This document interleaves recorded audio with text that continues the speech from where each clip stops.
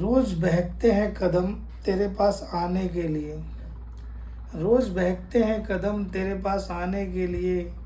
ना जाने कितने फासले तय करने होंगे तुझे पाने के लिए।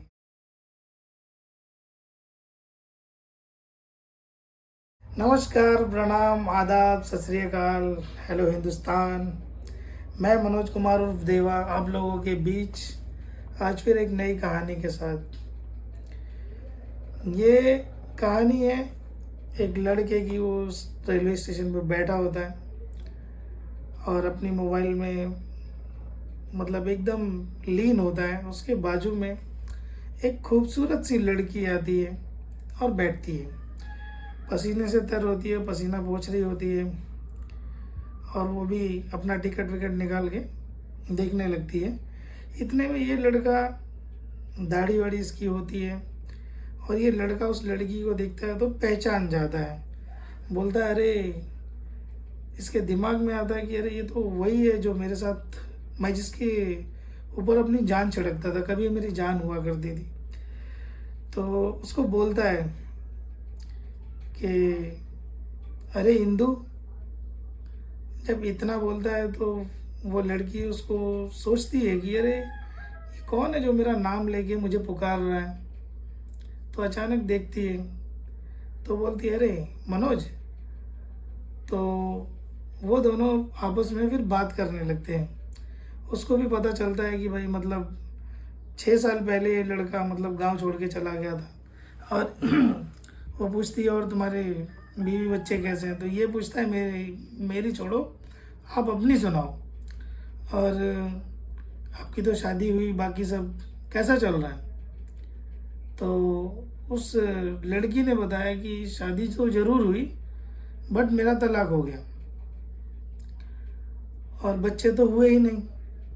तो उसने बोला कि चलो ठीक है, मगर ये बताओ, मेरी छोड़ो। लड़की बोलती है, मेरी छोड़ो, अभी तुम बताओ कि मेरी शादी के बाद मैं गांव में आई तो देखी, पता चला कि तुम गांव छोड़ के चले गए हो। कहाँ चले गए? और तुम बताओ, तुम्हारी शादी हुई, तुम्हारे बीवी बच्चे कैसे हैं? तो लड़के ने बोला कि पागल, मैं गांव छोड़ के जाता नहीं, तेरे भाइयों ने मुझे मजबूर कर दिया कि मैं गांव छोड़ के मुझे जाना पड़ा।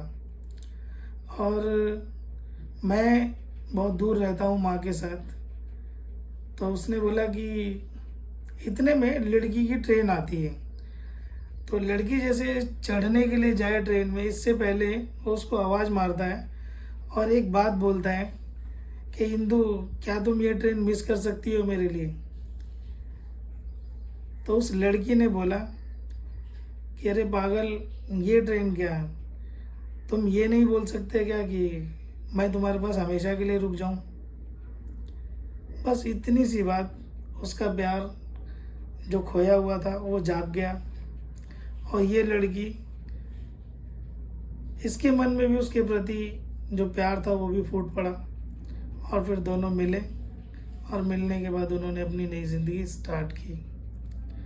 मॉरल ऑफ द स्टोरी इतनी सी है कि किसी भी सिचुएशन में अगर हम वाकई में किसी को दिल से चाहते हैं तो पूरी कायनात उसको मिलाने की कोशिश कर देती है। जैसे आपने इस कहानी के अंदर सुना कि वो लड़की का डाइवोर्स हो गया और फिर वो उसको 6 साल के बाद स्टेशन पे मिली।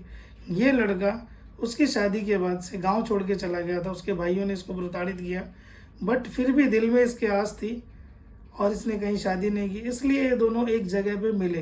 बेशक वो रेलवे का स्टेशन ही था, एक बहाना ही था कि ट्रेन छोड़ना है, छोड़ने के लिए सामने वाले ने बोला। तो इसीलिए प्लीज़ मैं इतना ही कहूँगा, आज की तारीख में इस तरीके की मोहब्बत बहुत कम बची है। अगर आप लोगों की लाइफ में कहीं पे भी ऐसी है तो प्लीज़ उसको सेव कीजिए और उसकी केयर कीजिए, उसको संभाल के रखिए, क्योंकि ये कुदरत का वो तोहफा है, किसी दौलत से ख़रीदा नहीं जा सकता। जय हिंद, भारत माता की जय। मैं अपनी स्टोरी को यहीं पे विराम देता हूँ।